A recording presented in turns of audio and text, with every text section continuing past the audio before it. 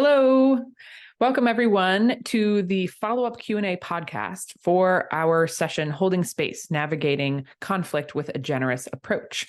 I'm Meg. If you are listening to this, but you haven't actually attended or watched the recording of the session, I would highly recommend you do that before watching or listening to this podcast, because most of the questions that we're really going to get into today are directly related to a scenario and the methodology that we got into in the workshop. So if you're just wanting to skip straight to the Q&A, know that most of this will not make sense unless you were in or have watched in the workshop or have watched the recording.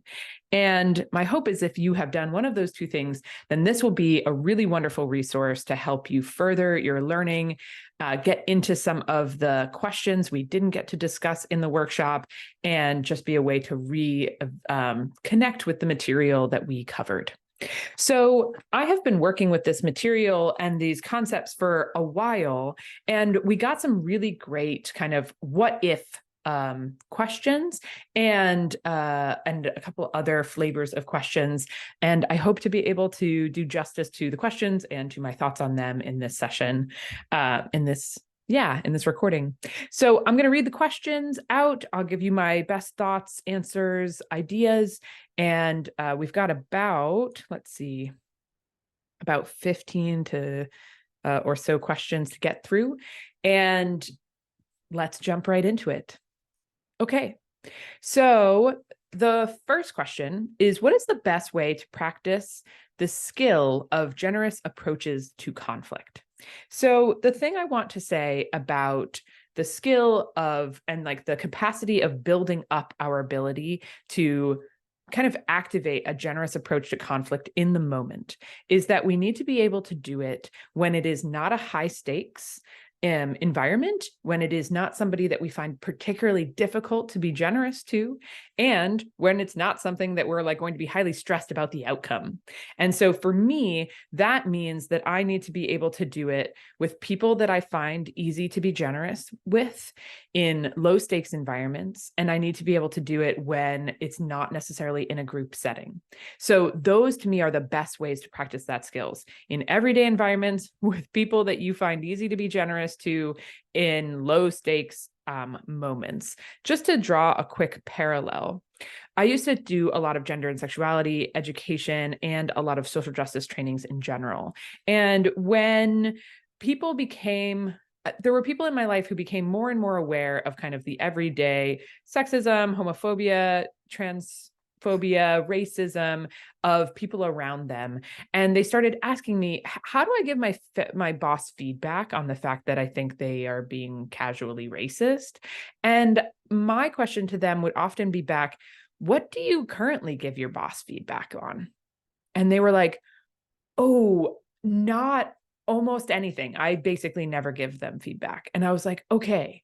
So I would say, and this is true for family, this is true for friends, just like any relationship in our lives, if you're not doing the thing, like to me, if you want to give your boss feedback on the fact that they're racist, but you've never given them feedback on anything that is less socially loaded than racism, that interaction, it doesn't have a lot of foundation to build off. You may not have that type of trust, and you also have no idea how that interaction is going to go, right? In the sense that you don't know how they react to lower stakes feedback or to like less socially loaded information. So you don't know what's going to happen, which is why your nervous system is so at a heightened state when you're trying to figure out how to give them this really important, but also very loaded feedback. So I think of that idea of like, when do you do this, but in a lower stakes way or with people you find less difficult? That same question applies here. So if you want to bring a generous approach to conflict, how can you practice that where it's a light lift, where it's not as difficult, so that you can build the muscles and the technique? Just like with weightlifting, you don't actually want to lift a heavy bar until you know you have the technique to do so.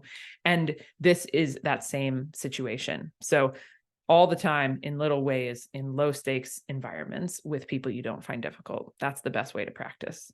And then to work up, we find, to increase the difficulty, increase the weight, increase the challenge. And then you'll be able to do it in environments where it's not, when it is the most difficult circumstances, the ones that are most trying for you. Okay. The next question is, how do you handle it when somebody says something that is like dangerous or bigoted, but you don't have the data or the facts to back up the direct? So maybe somebody says something that you feel is factually inaccurate and bigoted, but you don't have the facts to kind of like back up pushing against them. One thing that I would say is that, like in our example worksheet with Laura, when she said like, no one's going to hire my white son because of all this attention on diverse candidates, like you may not know what the job market has actually done for white people or white men in the last few years. Has it gotten harder for them to have a job? Has it gotten easier? If you don't know that, and you can't say like, Laura, that's not what's happening, or Laura, that's exactly what's happening, but that's the point. Like, you don't have to engage in a fact-based argument. So, but you can also flag that you're uncomfortable with that fact.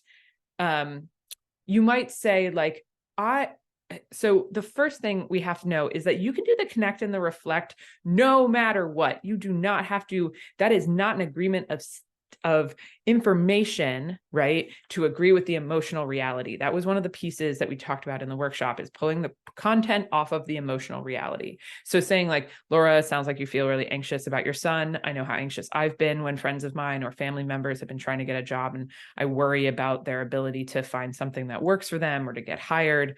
Like, that is me not agreeing with any facts. It is just me validating her emotional reality. So like, that's number one. I want to reemphasize before we get to the direct, that the connect and the reflect have nothing to do, or don't need to have anything to do with the facts. That with the direct, you could identify and say like, I don't want to, like, I haven't looked into whether the fact that the fact that you're claiming is true or not. And I know you're saying it is. I'm sure there are other people in the room who would say that it isn't. And I'm not in a position to like litigate that fact or to confirm or deny it, but it does have implications around this sort of thing, right? Or it assumes X, Y, and Z.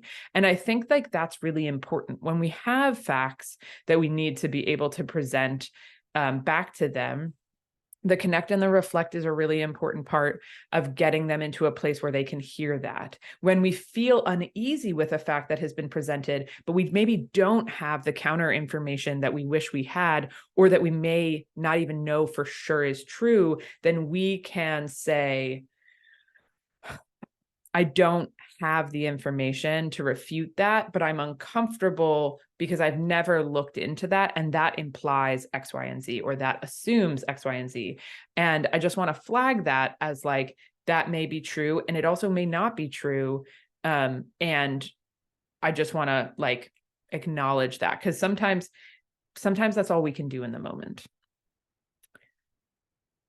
And we're also naming in those moments the kind of like, the other, like if you're like, some people are going to feel the opposite way about that, you can name that as like, I know that some people think and believe the opposite of that, and like that's important for us to know and to navigate in these moments. Okay, other question. Is there ever a time that the CRD technique is not the right tool? My short answer to this is sure, absolutely.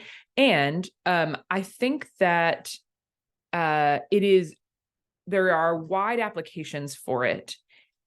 And there are other tools that may be more useful in that moment, or additionally useful in that moment. So CRD is both a methodology that says, do some connection, then some reflection, then the direction that you want to move the group in, right? That really like straightforward 3-step process. Like that is the technique.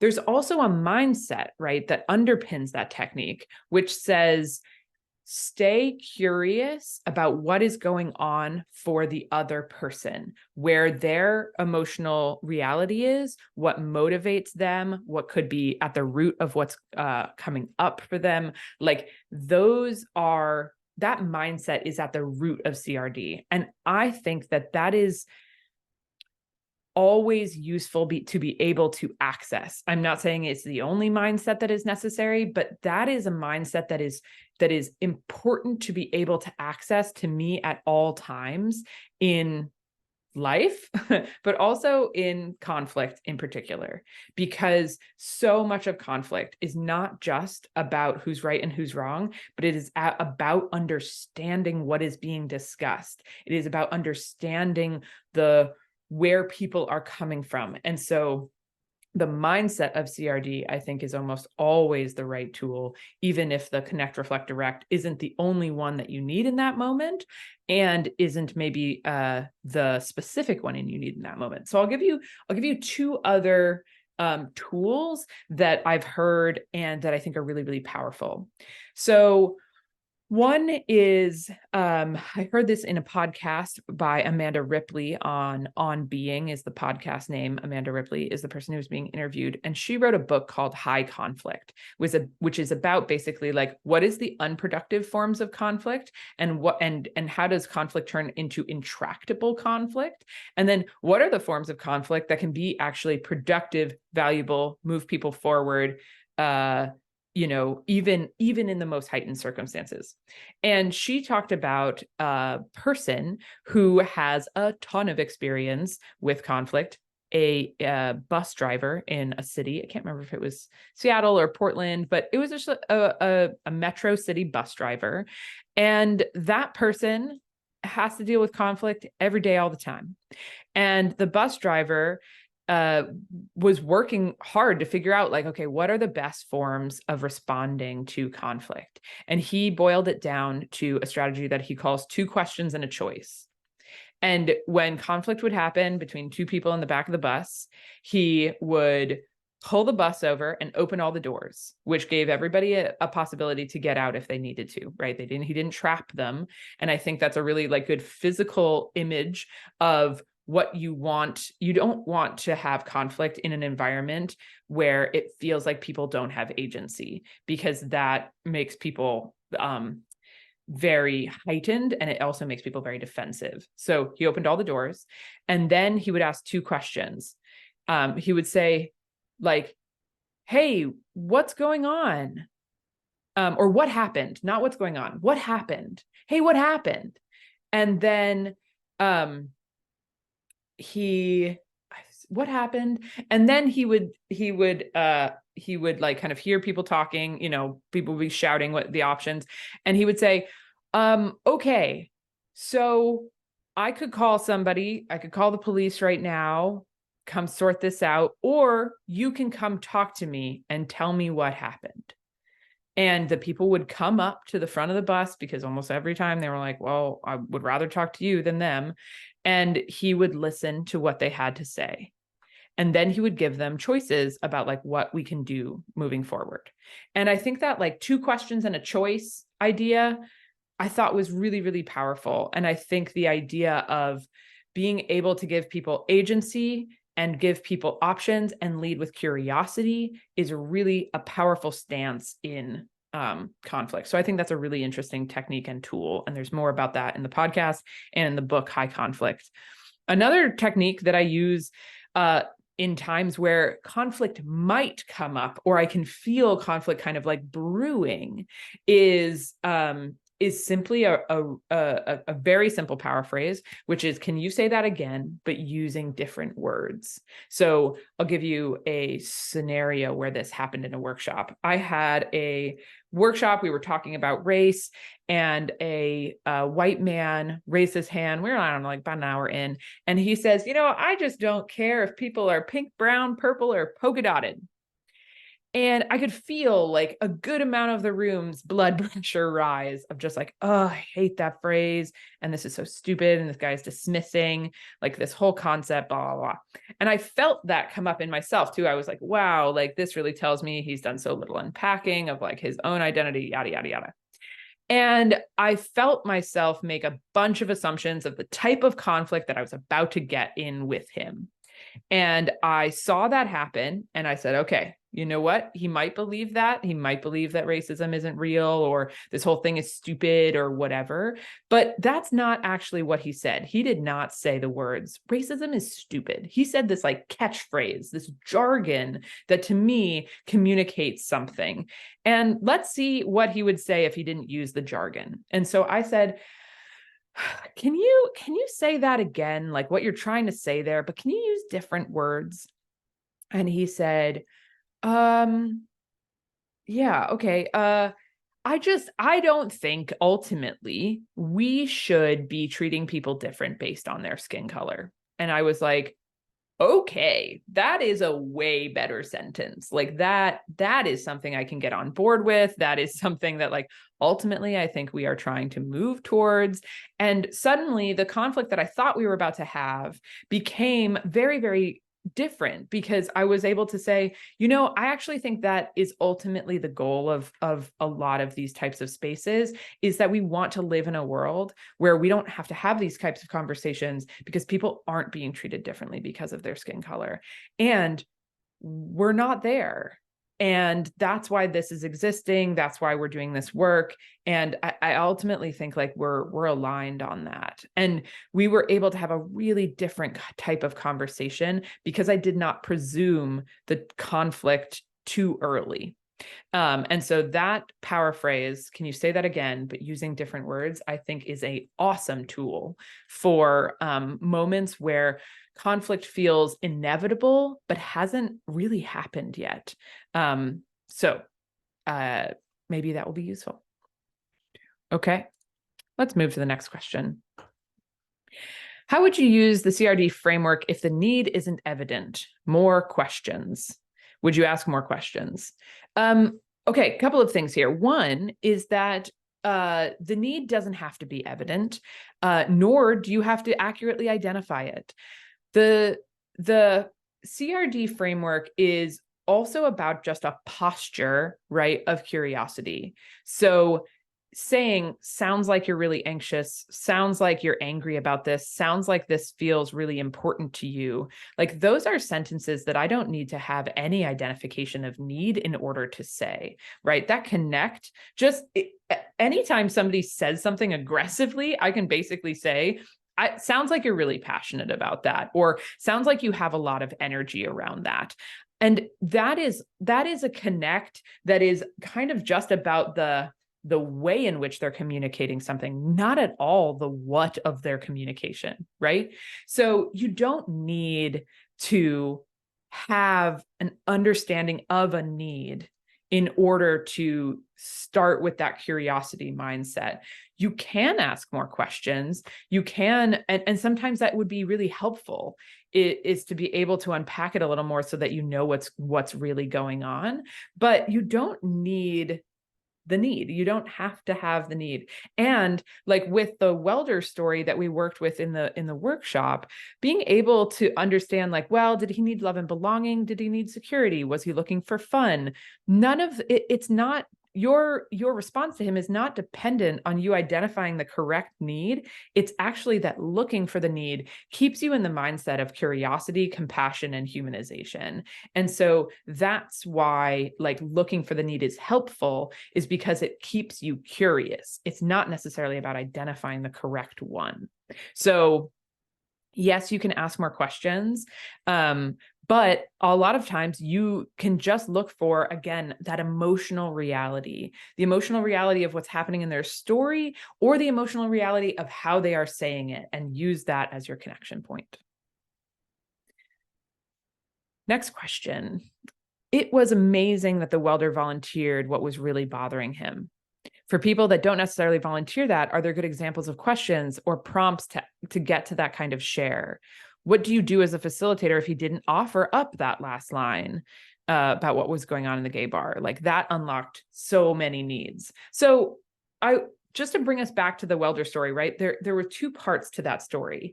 One was him like saying a bunch of questions in this like really disgruntled way. And then him saying like, do you want to know what my real problem is? And there's sometimes we get hung up on like, Meg, you needed to know what his real problem was in order to truly reach him. And I think that's true, but I don't think that there was a way that I could have like made sure that that happened. It was more that I opened the door for that possibility. If he had raised his hand and just said all of those disgruntled questions, and then I had said, yeah, okay, let's take those one at a time. You know, here's what LGBT means. Here's what queer means. This is why bumper stickers. And he had gone, okay, that would have been fine. Like that interaction would have been fine, right? To me, that still would have been a successful interaction in the sense that he would have been looking for, I think he was looking for a fight, a low grade fight, or, you know, for his resistance to be met with my resistance when he asked the questions. I didn't do that. And I would have taken his questions seriously. And I would have answered questions, not just for him, but for everybody in the room. Right. And if he had gone like, oh, whatever, like I disagree, or I think this is stupid, like I could have said, okay, well, I appreciate, you know, that maybe there'll be something later in this session that connects with you.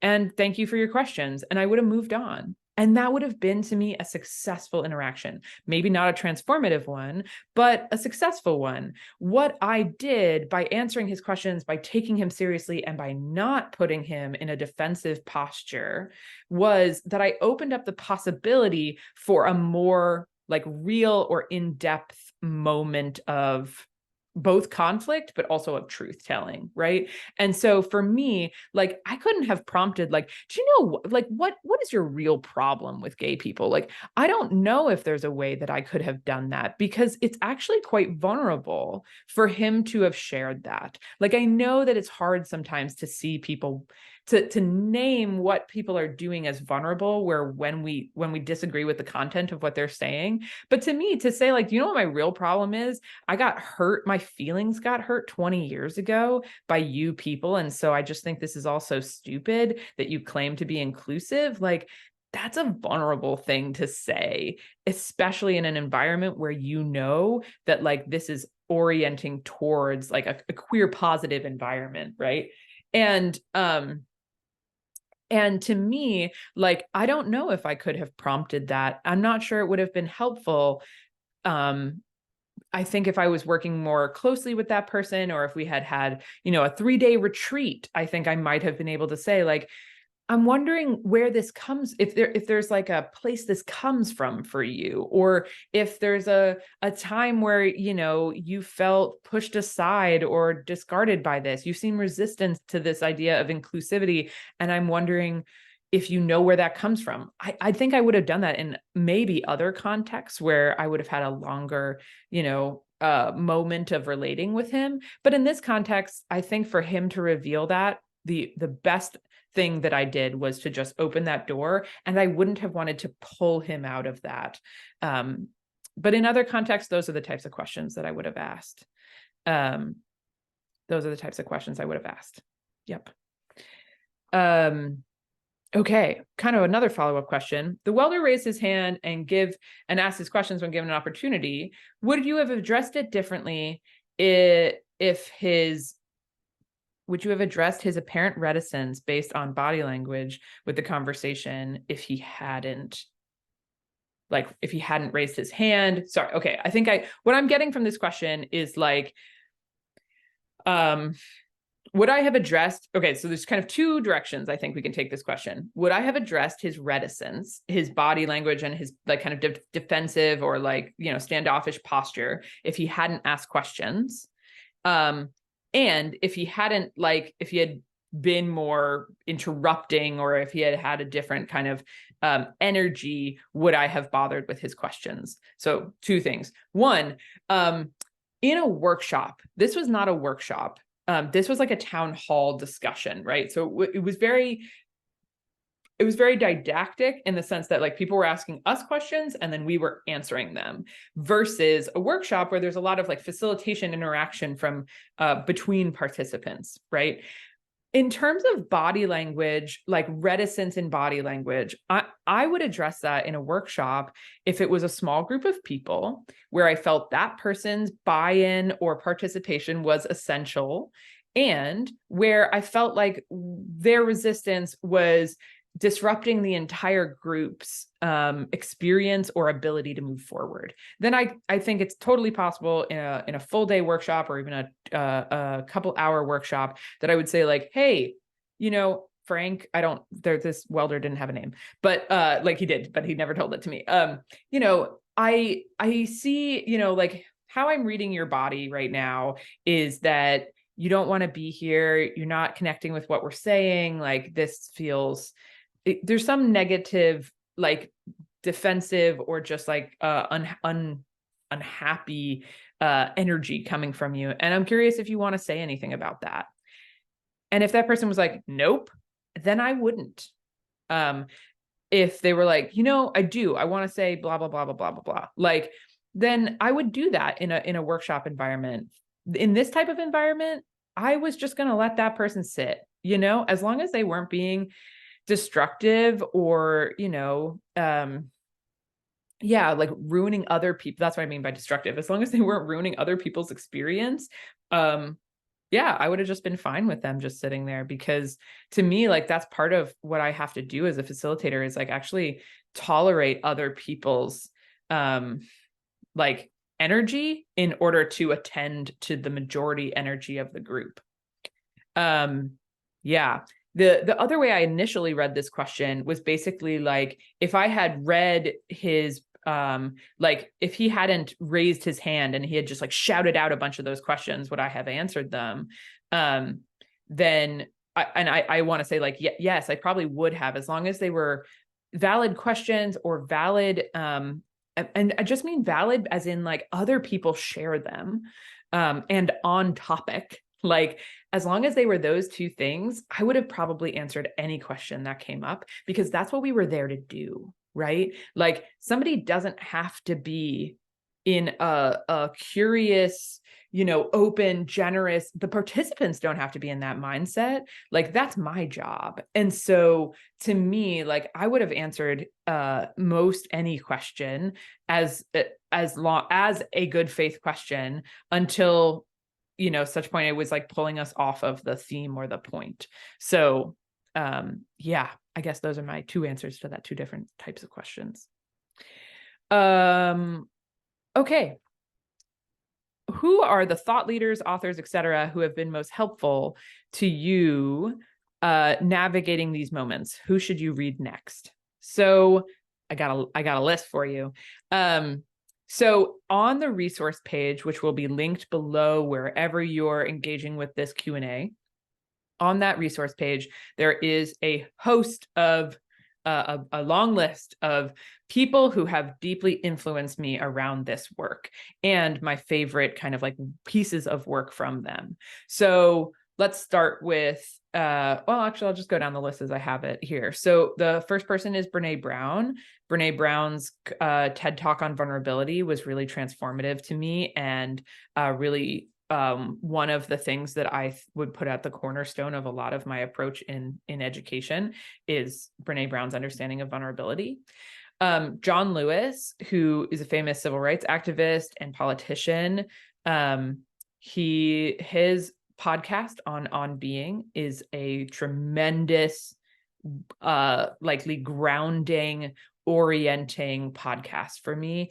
And kind of his philosophy of, like, in that podcast, he really gets into the philosophy of nonviolent communication, the philosophy of nonviolence, both in communication, but also as a form of activism. And I listen to that one whenever I need to kind of re-up this my belief in this as a true and real and good guiding force. Amanda Ripley's On Being episode and her book High Conflict are both really fantastic conversations and a lot of research about conflict, about what creates two-sided conflict when most of us are actually not on those two sides.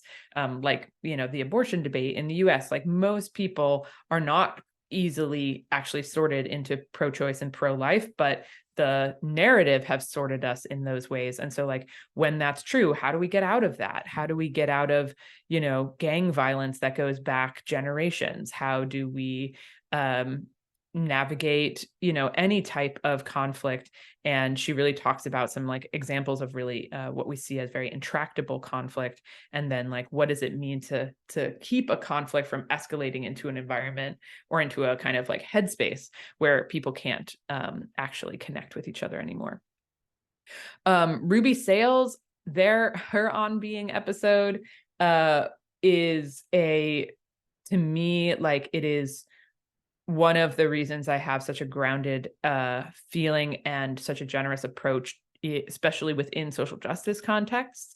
The episode is called Where Does It Hurt?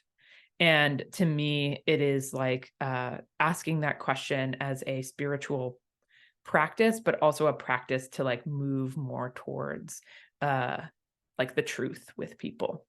So I love that one. And then basically everything that Alok says. Alok is a poet and activist and artist, trans and non-binary, a person who grew up in Texas, but from Asian, like East Asian family. And they have a lot to say about compassion and about speaking the truth and about not allowing somebody else's hatred of you to become a hatred of them in you. So I think Alok is a tremendous thinker. I would recommend their episode on the Man Enough podcast and on We Can Do Hard Things, Glennon Doyle's podcast, We Can Do Hard Things.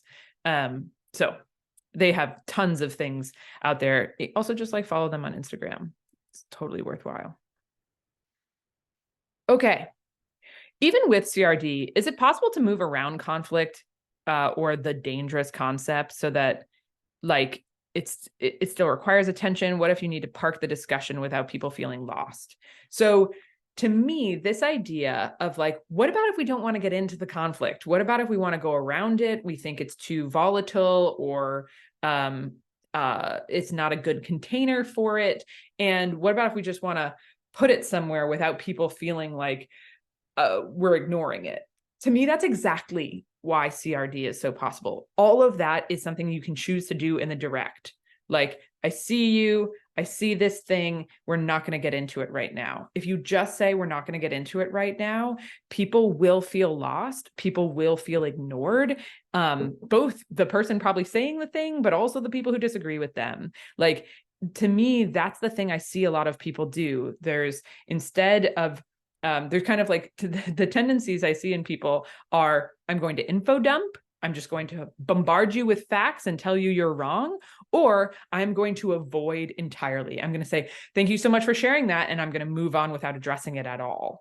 And both of those are very unsatisfying to people because it is an ignoring of what just happened. It's either an ignoring of what just happened, or it's kind of like it's just kind of like a smothering of what just happened. Like you kind of like dump so much information or tell that person they're wrong in a way that just kind of like buries what happened in a new experience or in a new kind of like set of information. So the reason that I think CRD is really powerful is actually sometimes we do need to move around the conflict. Sometimes we do want to put aside a topic that we consider to be dangerous. I would rephrase that to say like to be volatile or to be divisive or to be something that this setting is not appropriate for. I think that there's a kind of a truism in some social justice and some liberal spaces, which is like, you have to address every moment of bigotry or bias, like in that moment. And you need to call it out immediately and you need to do something about it. And I disagree. I don't think that's true. That's not to say that it isn't, that's not to say that we get to ignore it. But it's more that we get to be strategic about when and how we address it. So sometimes we can tell, if I really get into it with this person, they're never going to listen. They're not going to trust me. I'm going to waste a bunch of time doing this. I'm going to feel frustrated at the end. They're going to feel defensive. And this is going to be a waste of energy. on everyone's behalf. And we can tell that ahead of time. And I think in those moments, it is wise to not burn ourselves out, to not exhaust our efforts into just like a, pouring energy, attention, care, efforts into just a bottomless pit where somebody is just like, I'm not even engaging in this. So to me, sometimes we need to make a strategic and intentional choice to either park a discussion or to flag it and come back to it. And we can still do that without ever co-signing what the person says.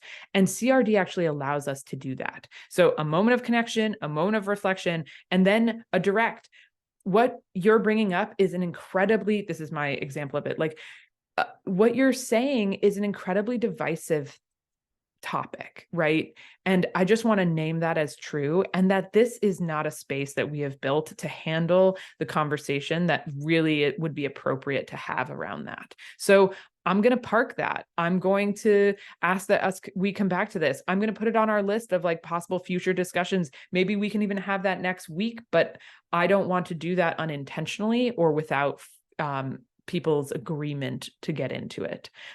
To me, that's how I do that without people feeling like I'm ignoring something or feeling lost, is I actually acknowledge what I am doing and why explicitly out loud to the group. And then I move on.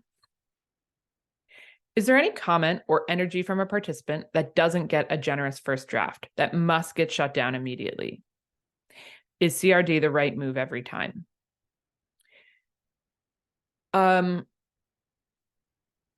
Somebody could say something that I would want to actively interrupt before anything else, right? Somebody could start using violent language, especially dehumanizing language. And they could be getting on a soapbox, right? And trying to really take a bunch of attention their direction and grandstanding a bunch of bigotry. That could happen. It's very uncommon. So one thing I want to say is it's very uncommon. And I think it's important not to mistake what I would call everyday resistance, which is just if you could hear it on Fox News, unfortunately, an entire population, or do I want to say unfortunately? There are an enormous amount of people who agree with everything that is said on there.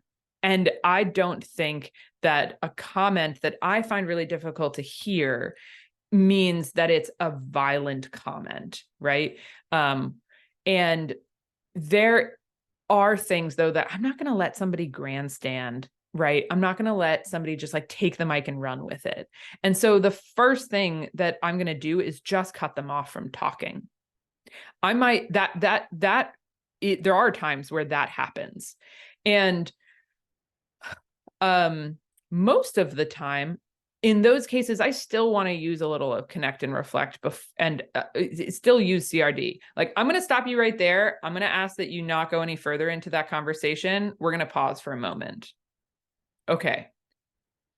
You mentioned being concerned about this, and I know a lot of people share that concern.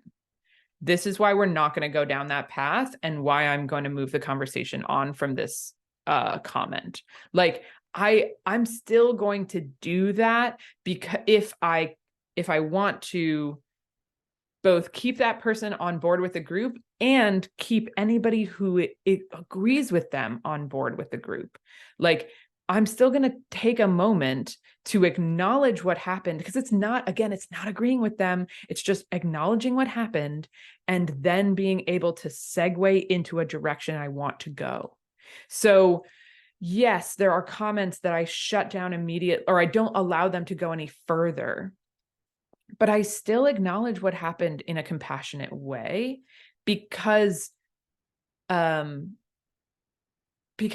I think that's just the counter energy to the energy they were putting in the room, right? If somebody is being really aggressive and negative and judgmental and harsh and critical, I don't want that to be the energy of the moment, you know? So like I still usually bring a level of just like exhale. That's what I try to bring, is like a moment of exhale to those moments. I think in terms of, that's comments. In terms of energy, this is a really important thing, is that we mentioned this in the workshop, but people do not have to come the um with like the best intentions to be met with the best intentions. To me, as a facilitator, my like mandate in that moment is to be my highest version of myself. I do not believe that is the mandate of participants. I do not believe that that's what they have agreed to or signed up for. It would be awesome, but I don't think that's true. I think it's for me to be the highest version of myself. And to me, like that means that I will extend compassion to and like, yeah, I will extend compassion to people. And that what has been for me the growth edge of this is finding out the people that I don't want to, and seeing that as a challenge for me, as a place of growth. I think that there's a lot of energy that didn't used to get a generous first draft because I was like, ugh, I hate your energy right now. And I had to figure out how to work with that. How do I not put them outside of my like limit of care? I think that all of us have people who are really easy to love. You know, like for me, like queer people who like queer people are easy to love because that's my community. Those are the people who I can almost always extend care to and compassion and generous first stories. Like it is easy for me to do that. It's easy to do that with certain family members. It's easy to do that with friends, with like people I deeply care about. Those are the closest people. I have no almost limit to the care that I will extend those people. And then there's people who I find harder and harder and harder and harder to do that with. And for me, like being able to tolerate almost any energy and still make a generous first draft, that's what makes me powerful at this, is that there's almost no energy that you can come at me with where I won't be able to say sounds like X, Y, and Z and create a generous first draft. It took me a long time to get there. I think it requires desire and intention, but no, like there isn't almost any comment that doesn't get that from me. And that's because I am determined to create a world where we deeply care about one another. And to me, like I'm trying to be the change, like literally like trying to be the change you want to see in the world. Like I want to be able to say everyone deserves compassion. And when I want other people to be able to take up that mantle, I want to be able to know what it means to really manifest that. So yeah, that's my answer to that. Okay. Do you ever take this approach with people in your life? Do you feel burnt out or exhausted by extension? What are your containers that you create for that? Yeah. Prentice Temple has so sorry if I butchered that name. I think it's Prentice though, has a wonderful quote about boundaries, which is boundaries are the distance where I can love you and me simultaneously. And there is absolutely a need for boundaries and for non-overextension. I am a overextender. I am, I think this word to me doesn't feel like it gets at the beautiful but also destructive ways, like people pleasing can show up in our lives. But yes, you can overextend towards people. You can feel burnt out by it. And I think that and I think the containers I create for that are knowing, like, to me, when I am in a professional setting, like that is the container. I have agreed to do this for this amount of time and for this group of people. And like that creates a really hard, very clear boundary for me of being able to say, I can show up generously for these 2 hours. And I love that. And I love that, like, to me, when I am in facilitator mode, I have made an agreement both with myself and the world and the other people often that that's what I'm going to do. And so that helps me not continue, like not feel burnt out by it, because it is a container of work.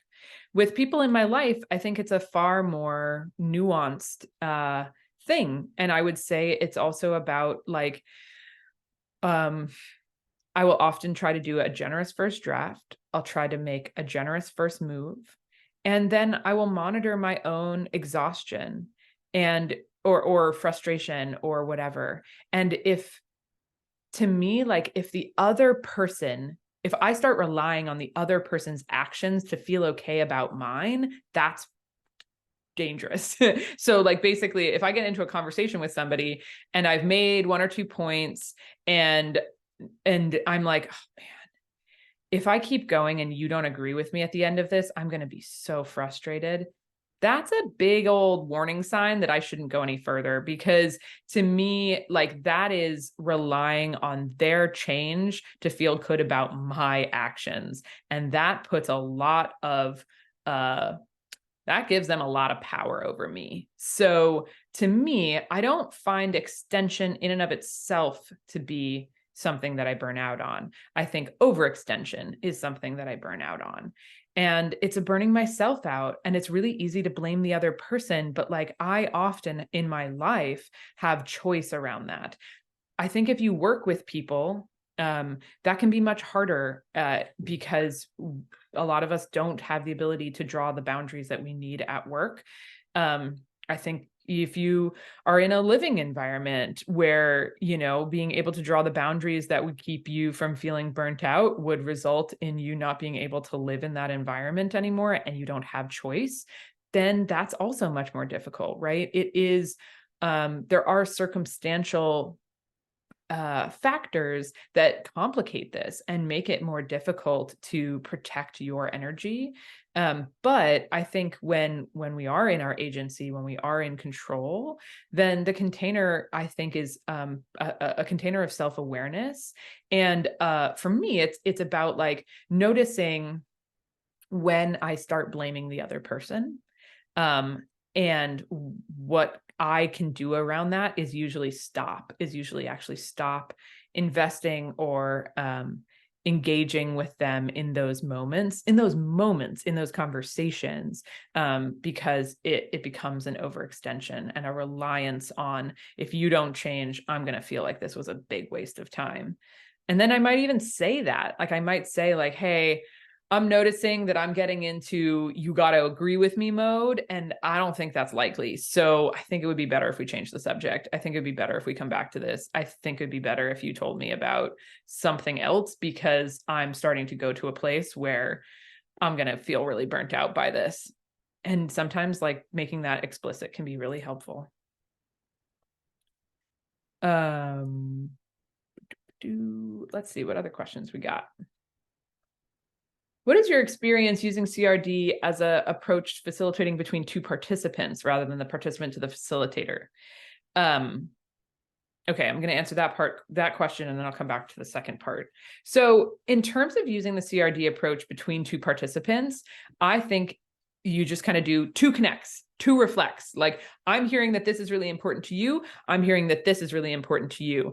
I understand that this thing is, you know, where you're coming from. I hear that maybe this is where you're coming from, right? I'm connecting between both of them, and I'm reflecting between both of them. And then I'm going to do one direct. I'm going to give you both 2 more minutes to have this conversation, or I'm going to ask you both to consider what are 2 questions you could ask the other person that you want them to consider. And they need to be genuine questions, not accusations with a question mark at the end. Like, I'm going to set the terms of agreement, or I'm going to set the terms of engagement in that moment in the direct. And that's probably what I would do with 2 participants if I felt like it was necessary to get involved. I also might just do some of the generous framing. Like, okay, I hear that what you're saying. I want to make sure that we aren't assuming that X, Y, and Z, or I would love you to use slightly different language, because I think that one is going to pull us apart. And I actually think what you're talking about is real, but I know dehumanizing language. Like, I might be kind of doing this, like, not explicitly saying you need to have generous, first drafts of each other, but just setting the boundaries of like, how far away from that can we really go? And I think sometimes you need to explicitly be the one that is putting the boundary into place, and putting the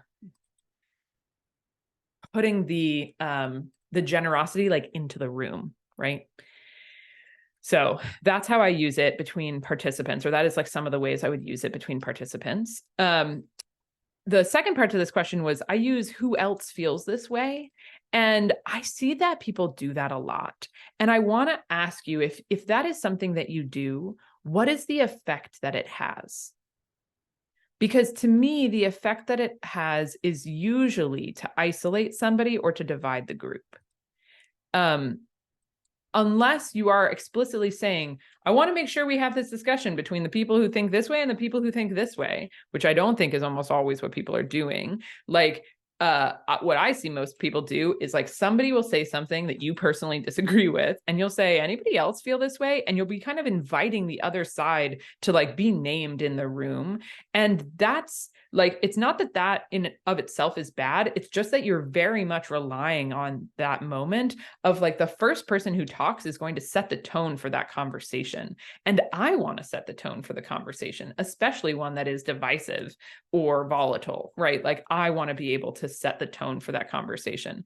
And I think a lot of times we say, who else feels that way, when we don't know what else to say.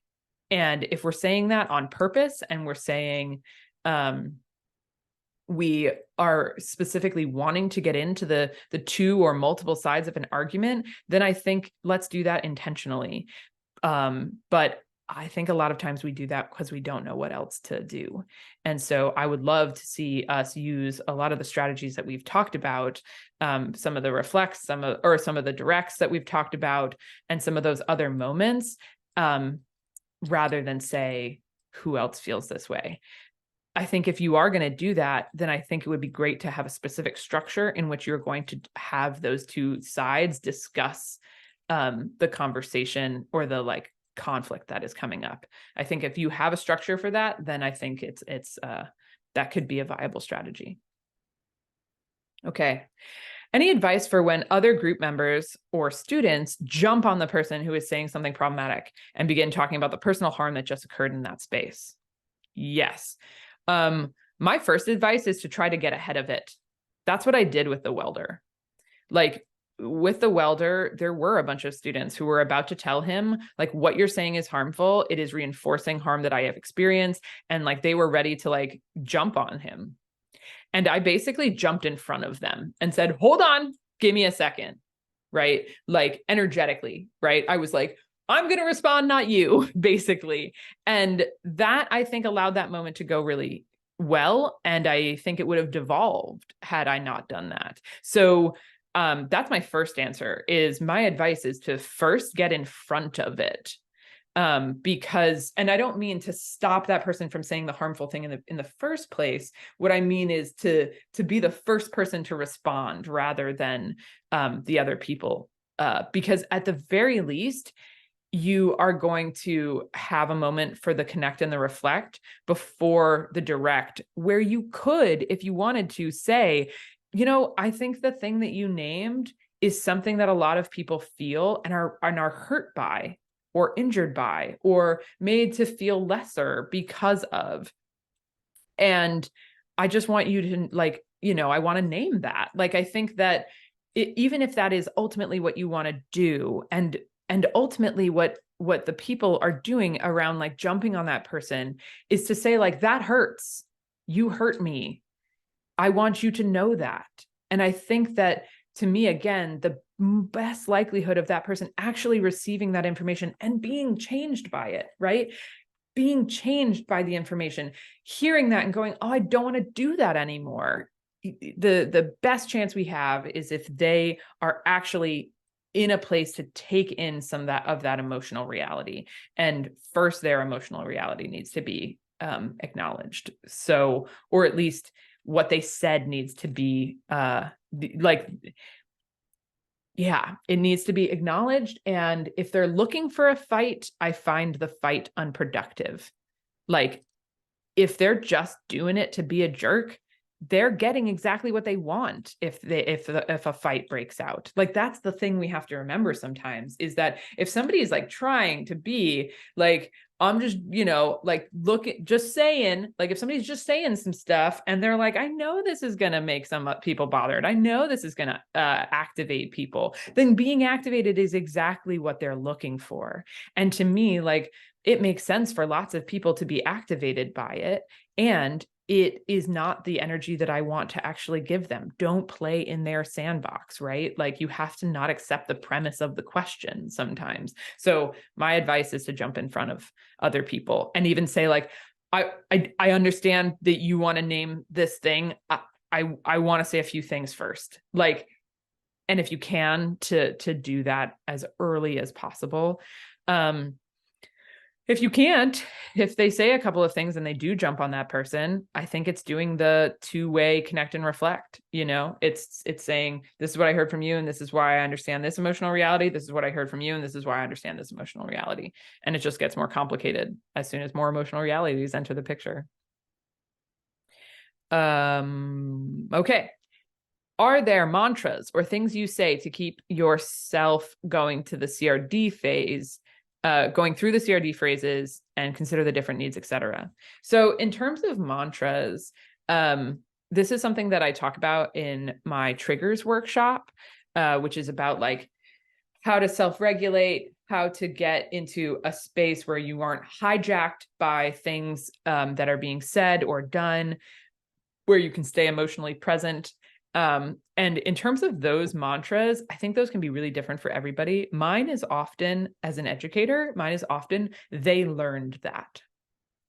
I think that's something that I really truly feel is that almost all of the harmful, problematic, divisive, things that I hear coming out of people, or that the philosophies in life that I think are toxic and violent and harmful, almost all of that I think is learned. I just personally, I think that most people aren't born hating other people. They're not born being particularly hypercritical of other people, of ways of being, of living. I think that is socialized into us. I think that is taught. And if it is taught, then it can be untaught. It can be unlearned. And so if somebody has been socialized to believe that, queer sexuality is gross, then I'm like, oh, they learned that, which to me puts a little bit of separation between like what they believe and who they are. I think it's really easy to dehumanize people when we see what they believe as who they are, because then we're like, you're dangerous, you're evil, versus those thoughts you have, those philosophies, your values, like any of those things, like those might be really toxic, but you are a person who was taught those toxic values. And that little bit of separation kind of feels like that's my little that's my little wedge. And so, yeah, that's one of my mantras. They learned that, and therefore they can unlearn that. And that helps me stay curious. And that helps me stay available to the possibility of change. I think another one is believing that hurt people hurt people. I think another one is believing that like all of us ultimately want to have happy and healthy lives, family, and community. Like that's like truly what most people want. And they think that this is one of the ways to get that. And I might really, really, really fundamentally disagree with that. But just the idea of like, this person is trying to get basic needs met, and they ultimately have very simple wants, which I share, to have happy and healthy family and community. Like, that's something that keeps me grounded in it. And like, the more that I commit to that belief over and over again, the easier it has been to stay curious and stay open. And to me, also, stories of people's radical change is something that has helped me. So, listening to Daryl Davis, who is a Black musician talk about how he has now had dinner with hundreds of members of the Ku Klux Klan, and he has had hundreds of people leave the Klan because they don't know how to tolerate the beliefs that they were told and the like civility and friendship and just like being in community with Daryl. They don't know how to do it anymore. And to me, like seeing radical change from some, like, you know, of the most radically bigoted people has also made me believe, like, well, if that's possible, then like this person in my workshop can totally change, you know, because they're not that committed to it.